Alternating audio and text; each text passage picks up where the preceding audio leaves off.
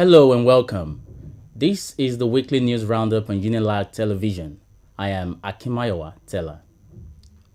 On the headline, JUPEB celebrates outgoing governing board members.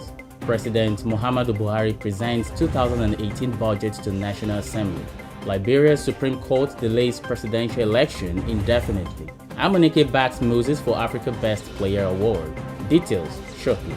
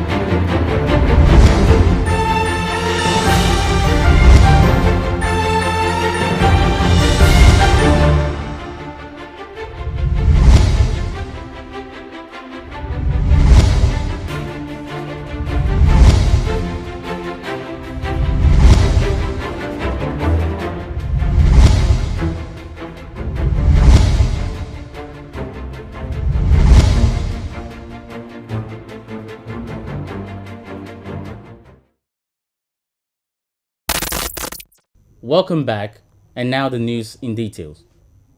The Registrar and Chief Executive Officer of the Joint Universities Preliminary Examinations Board, JUPEB, Professor Duro Ajayalemi, have praised the founding board members for lifting the board to an enviable height since its creation in 2013. Professor Ajayalemi stated this during a special lunch session which held on Tuesday at the Protea Hotels Ikeja, in honor of the board's outgoing chairman and other exiting members of the governing board. He further congratulated the newly appointed chairman of the board and incoming vice-chancellor of the University of Lagos, Professor Oluwatoyin Ogundipe, on his new appointment and taxed him on the need to consolidate on gains made by his predecessor. Highlight of the event was the distribution of awards to all exiting board members, including the former and incumbent vice-chancellors of the University of Lagos, Ilorin, Funab, Futa, and others. The outgoing chairman of the board and vice-chancellor, University of Lagos, Professor Rahman Bello,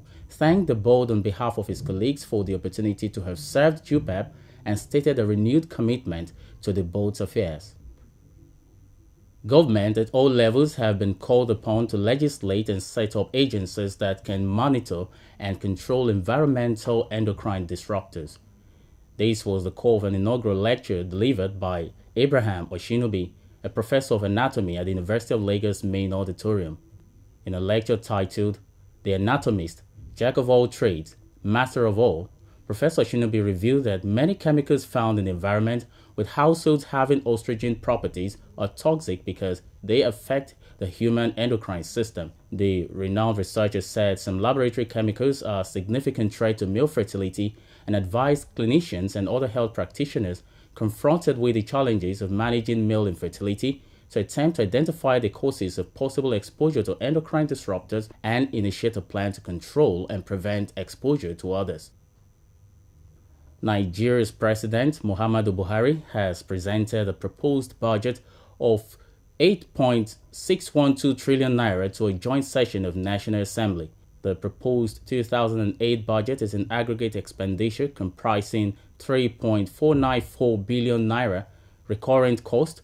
The sinking fund amount to 220 billion naira, while debt service and statutory transfer would take 2.014 trillion and 456 billion naira respectively. The total funds earmarked for capital expenditure is 2.652 trillion naira, and this amounts to 30.8% of the entire budget. The president noted that with a benchmark of $45 per barrel and an exchange rate of 305 naira to a dollar in 2018, the budget will consolidate on the achievements of the previous ones. This, he believes, will aggressively steer the economy to the path of steady growth. The federal government has set records of the disbursement of 388.304 billion naira London Paris Club loan refunds to 35 states are protected by professional privilege and therefore confidential. Reacting to a suit filed by the Socio-Economic Rights and Accountability Project (SERAP) at the Federal High Court sitting in Lagos, the Accountant General of the Federation, Alhaji Ahmed Idris, argued that states have exclusive control over the revenue and expenditure, and the Accountant General of the Federation cannot demand obligatorily from any tier of government, including the 35 states, information on how they have spent the Paris Club refunds. According to the federal government, while it's true that SERAP has the right to the information sought, it was clear, however, that they could not request that the information be passed to the Attorney General of the Federation. Liberia's Supreme Court has ordered the country's Electoral Commission to resolve a fraud complaint lodged by an opposition party before a scheduled runoff election for the presidency can be held. This is coming on the heels of a series of complaints by opposition parties after the elections, and Supreme Court Justice Francis Kopo has ruled that the country's National Election Commission (NEC) was prohibited from conducting the runoff election until the complaint filed by the opposition party. This is coming on the heels of a series of complaints by opposition parties after the elections, and Supreme Court Justice Francis Kopo has ruled that the country's National Election Commission (NEC) was prohibited from conducting the runoff election until the complaint filed by the opposition Liberty Party is investigated. The court did not, however, rule on a new date for the runoff, which was originally scheduled to hold between former international footballer George Weah and incumbent Vice President Joseph Boakai. We go for a quick break, with the rest of the news coming shortly.